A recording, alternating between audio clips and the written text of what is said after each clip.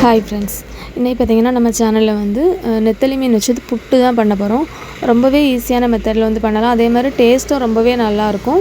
நம்ம வந்து கம்மியான அளவுக்கு மசாலாவே யூஸ் பண்ணால் போதும். மஞ்சள், ஜீரகம், அப்புறம் மிளகு பொடி, இந்த 3 வச்சு தான் நம்ம வந்து ஈஸியாக பண்ண போகிறோம். ஃபஸ்ட்டு நான் வந்து நெத்தலியை வந்து நல்லா வந்து க்ளீன் பண்ணி எடுத்துட்டேன்.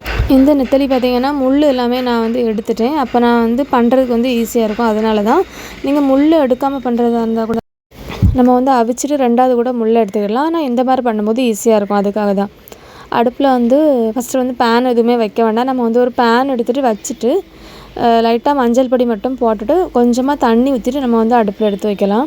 தண்ணி வந்து ரொம்ப வந்து வைக்கக்கூடாது. ஏன்னா அது வந்து மூழ்கிற அளவு கூட தண்ணி வேண்டாம். கொஞ்சமாக நம்ம வந்து தண்ணி இருந்தாலே போதும். ஒரு 1/2 டீஸ்பூன் அளவுக்கு மஞ்சள் பொடி போட்டு நல்லா மிக்ஸ் பண்ணிவிட்டு நம்ம வந்து அடுப்பில் எடுத்து வச்சிடலாம். அடுப்பில் எடுத்து வச்சுட்டு பார்த்திங்கன்னா அது வந்து ஃபஸ்ட்டு வந்து கொதிக்கணும். கொதித்ததுக்கப்புறம் நம்ம வந்து தீயை வந்து கம்மி பண்ணிடணும். ஃபஸ்ட்டு வந்து கொஞ்சம் அதிகமாகவே தான் வைக்கணும். இப்போ நல்லா கொதிக்க ஆரம்பிச்சிட்டு இப்போ லைட்டாக மிக்ஸ் பண்ணி விட்டுட்டு இதை வந்து மூடி வச்சிடலாம். ஒரு 7லேருந்து 8 நிமிஷத்துக்கு உள்ளாடி இது வந்து வெந்துடும். ஏன்னா வந்து சின்ன மீனுங்கிறதால, நெத்தலி மீனுங்கிறதால நமக்கு வந்து உடனே வந்து வெந்துடும். மூடி வச்சிடலாம். மூடி வச்சுட்டு ஒரு மீடியம் ஃப்ளேமில் வச்சு குக் பண்ணிக்கிடுங்க. இப்போ பார்க்கும்போது தண்ணி எல்லாமே அப்சர்வ் பண்ணி எடுத்துகிட்டு, அப்படி இல்லைனா நம்ம தண்ணி வந்து தூர ஊற்றுற மாதிரி இருக்கும். அதில் உள்ள சத்து எல்லாமே நம்மளுக்கு வந்து போயிடும். அதனால் இந்த மாதிரி பண்ணிக்கிடலாம். இப்போ வந்து அடுப்பில் வந்து ஒரு பேன் வச்சுட்டு எண்ணெய் ஊற்றிக்கிடுங்க. எண்ணெய் ஊற்றிட்டு பார்த்திங்கன்னா ஒரு 1 டேபிள் ஸ்பூன் அளவுக்கு எண்ணெய், அப்புறம் ஒரு 2 பல்லு பூண்டை வந்து இடித்து லைட்டாக போட்டுவிடுங்க. அது மணம் வர்ற அளவுக்கு நல்லா வந்து ஃப்ரை பண்ணிக்கிடணும். இப்போ நல்லா வந்து ஃப்ரை ஆகிட்டு இதுக்கப்புறம் கொஞ்சமாக கருவேப்பிலை போட்டுவிடுங்க. ஒரு 6 சின்ன உள்ளியை வந்து பொடியாக கட் பண்ணி வச்சுருக்கேன். அது கூடவே ஒரு மிளகா, இதையும் போட்டுட்டு நல்லா வந்து வதக்கி எடுத்துக்கிடலாம். இது வந்து நல்லா வந்து கொஞ்சம் கோல்டன் ப்ரௌன் கலரில் வர்ற மாதிரி நல்லா வந்து வதங்கி வரணும். இப்போ அது அடுப்பிலே இருக்கட்டும்.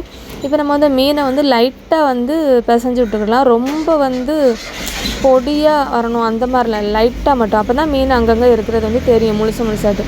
அப்போ தான் நமக்கு சாப்பிடும்போது நல்லாயிருக்கும். அதுக்காக தான். இப்போ வந்து நம்ம வந்து மீனை வந்து எடுத்து போட்டுடலாம்.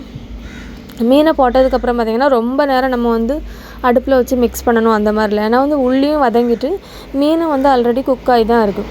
இப்போ வந்து கொஞ்சமாக உப்பு போட்டுவிடலாம்.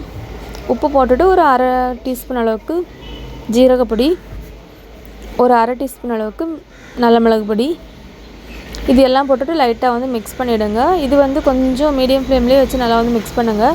அப்படி மிக்ஸ் பண்ணிகிட்டே இருக்கும்போது நல்லா கிறிஸ்பியாக கிடைக்கும். அந்த மீன் வந்து லைட்டாக வந்து கிறிஸ்பாகும், நல்லா டேஸ்ட்டாகவும் இருக்கும்.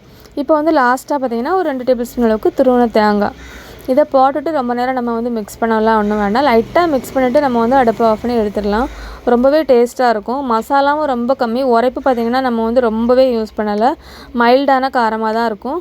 கண்டிப்பாக இந்த ரெசிபி வந்து ட்ரை பண்ணி பாருங்கள். இந்த வீடியோ உங்களுக்கு பிடிச்சிருந்துச்சுன்னா லைக் பண்ணுங்கள், ஷேர் பண்ணுங்கள், கமெண்ட் பண்ணுங்கள். தேங்க்ஸ் ஃபார் வாட்சிங்.